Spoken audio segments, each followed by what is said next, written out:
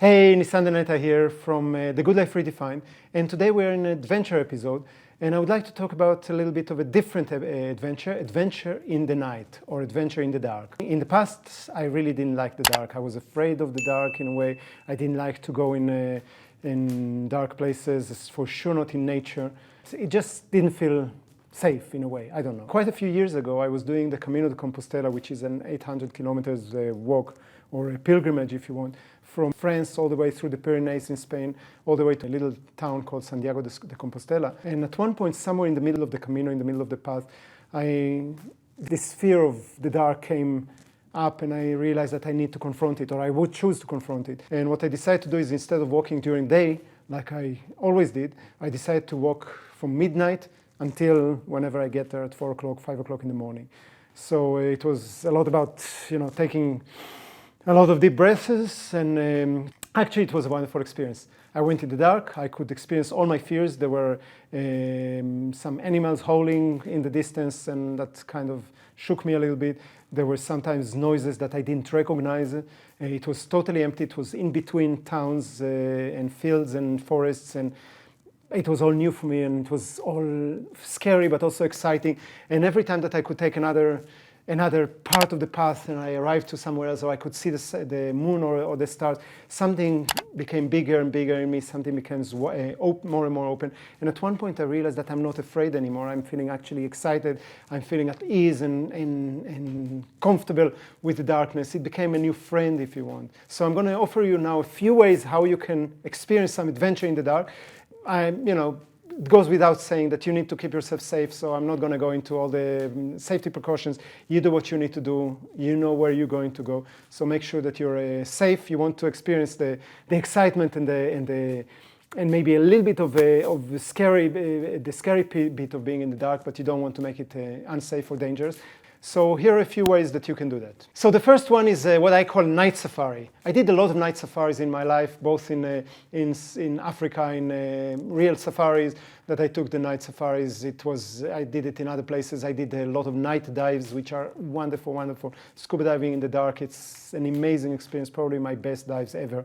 But you don't have to go far away. You can do a night safari in your garden. You can do that in your backyard. You can do that in a park next to you. You can do that if you're camping in a forest or anywhere else. All you need to do is to have a torch either here or just hold it and just notice what is happening when you're going in the dark. Everything is different. Everything is just a little different or a lot different. There's new sounds, there's new things that are happening. Everything is slower many times. So just try the night safari. That's a wonderful way to do that. Another one is what I call a full moon hike. And we do that a lot. We try to do it every full moon. We just go somewhere and we hike. Sometimes for 1 hour, sometimes for 3 or 4 hours.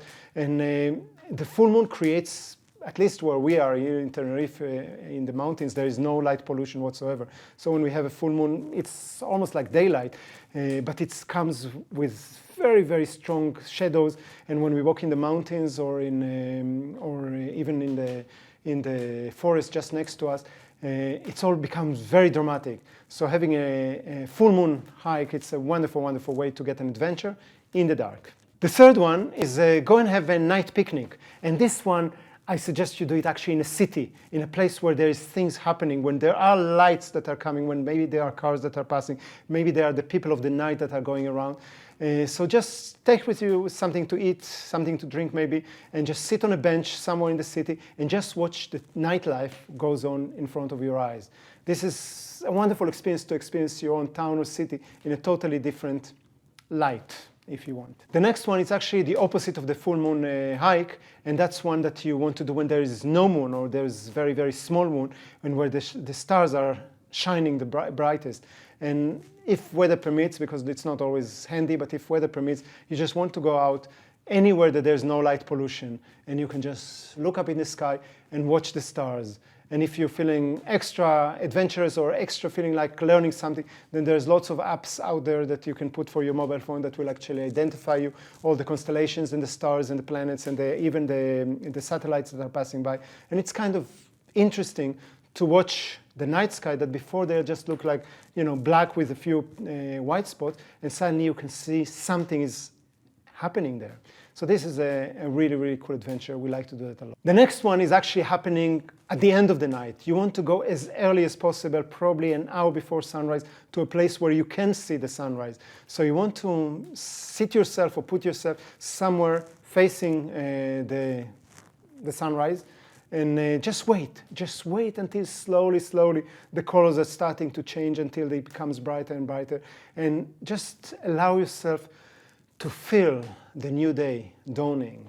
It's a wonderful experience. And the last one that I would like to share with you that I love a lot, it's also done very, very early in the morning, actually before light is coming, and that's going to a market, either the vegetable market in your town or a fish market, which is wonderful for that, and just, they're preparing themselves for the day, so it's a hub of activity. When it's all dark, there's maybe some light bulbs that are emitting a little bit of light, but you can see a lot of activities. The people are different, the smells are different, the experience is different, the sounds, the shouts, the talking, the conversations, everything is exciting. It's different than daylight. So have an experience there, and those are just a few of the ideas of what you can do an adventure in nighttime or adventure in the dark. And I would like to hear from you in the comment box below. Let me know what other adventures you have in mind for the night, or if you ever had an adventure in the night or in the dark that we all should know about it. Maybe you have a good story. We would love to hear about that. And until we meet again, live fully, stay awesome. From Nisande in Tenerife.